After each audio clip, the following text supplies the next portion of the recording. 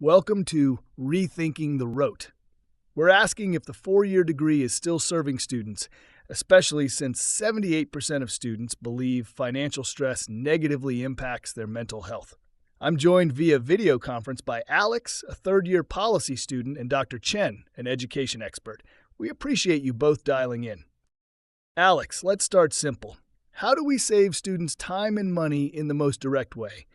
We start with dual enrollment, also known as DE. This is when high school students earn college credit while still in high school. The research shows it's the biggest factor in how quickly students complete their degrees. Dr. Chen, is this solution fair for everyone? While DE helps many, its benefits are often smaller for lower-income students. The problem is unequal access. We must expand it so it's not just benefiting those who are already highly prepared. Sounds like academic language for, we only want the students who don't actually need our help. Strong words. Now, what's the next major change needed to the curriculum itself, Alex? We need competency-based education, also known as CBE. This means we stop using the traditional time-based model where you pass a class just by sitting through 15 weeks. We can rather start measuring it by what you can do. We need an achievement-based model, where a student is free to give the exam wherever they feel they are ready and pass the course. That's exactly right. CBE is effective, but it requires professors to rewrite course standards. The entire system has to shift from the old model of passive seat time to a focus on demonstrated competency. That leads naturally to a concept facing heavy resistance. Credit for prior learning. Ah, yes, CPL, the dreaded practice of giving away credit. Dr. Chen, how can a university maintain academic quality if faculty oppose signing off on life experience? That attitude, that distrust of experience outside the classroom, is common, but it ignores the data. CPL is a formal, rigorous process where a university evaluates a student's prior work or military training against our course standards. Students who earn CPL actually show increased commitment and take an average of 17.6 additional credits than their peers. Exactly. Another quick fix is compress semesters. Instead of wasting 4 months on a traditional semester, we should adopt intensive 5 to 8 week courses where we focus on 1 or 2 subjects at a time. That's a direct time saver. What about making the skills acquired relevant and fast? We must embrace micro-credentials. These are short, focused certifications for specific skills.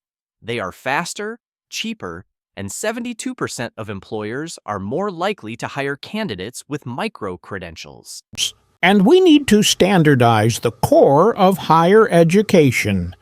Standardized curricula for general education requirements across state university systems would allow students to transfer credits seamlessly, immediately shaving months off many students' degrees. Let's look ahead. What's the biggest future-focused solution? Predictive analytics. This means using data models to identify students at risk of dropping out before they fail, allowing the university to intervene immediately. This stops the time-wasting cycle of withdrawal and re-enrollment, accelerating success. That's effective, but we must also prepare for the rise of AI. We must train faculty to use AI-driven tools, which can tailor curriculum to individual students.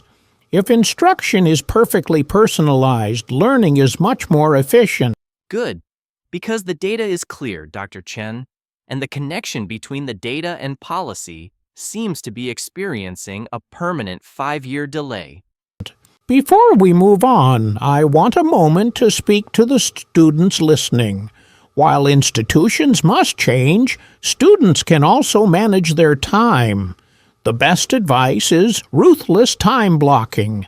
Treat your study time as seriously as you treat paid work.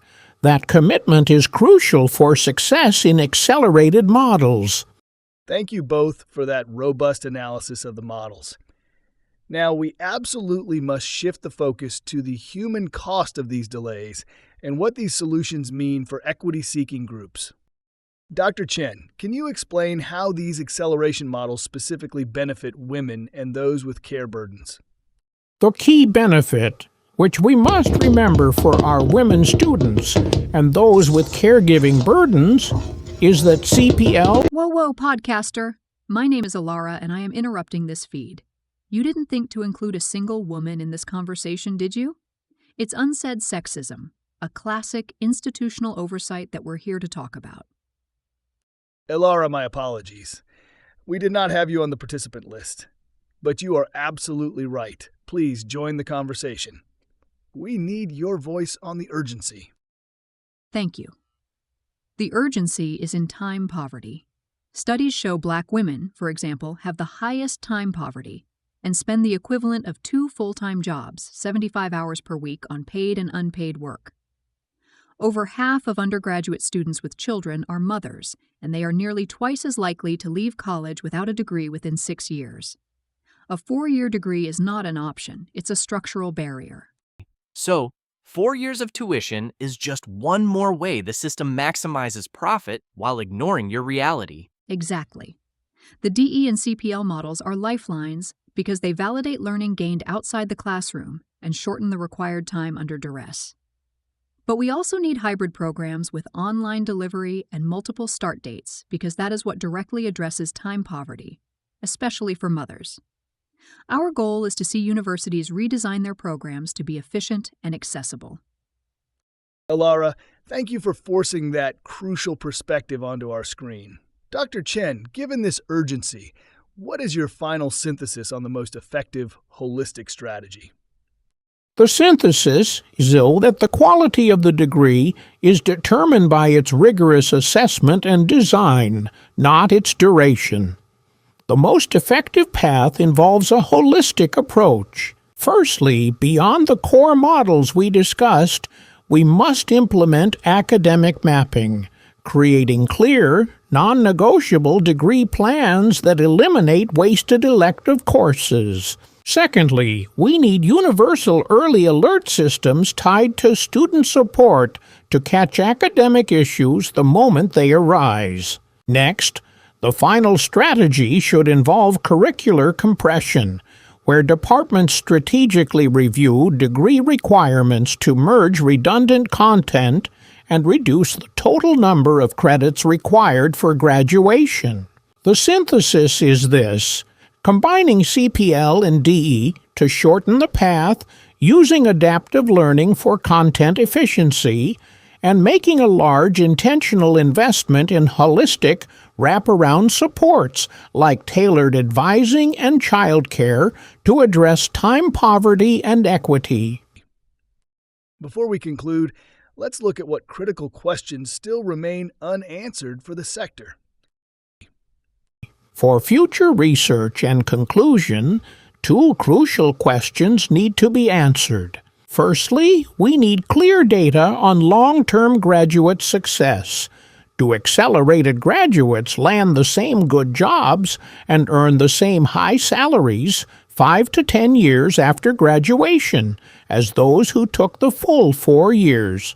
Secondly, we need to address institutional buy-in, which is basically, how do we encourage the fundamental culture shift needed to stop measuring success by the old rule of time spent in class and start measuring it by what the student actually achieved? Furthermore, we need research into these areas, like course balance and investment strategy.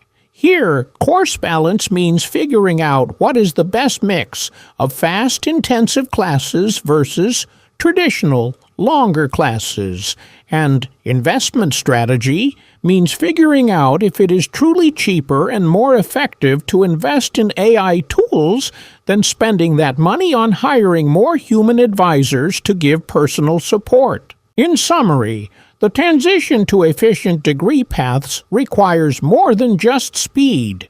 It demands a deep commitment from universities to implement clear, evidence-based structural reforms, eliminate time waste, and fundamentally prioritize student success, especially for marginalized groups. Thank you, Alex, Dr. Chen, and especially Alara, for bringing the urgency of the equity issue directly to our attention. The research is clear. Innovation in higher education is not just about reducing time. It's about breaking down financial, cultural, and logistical barriers to serve all students. Our hope is to help universities redesign their programs to be more efficient and accessible.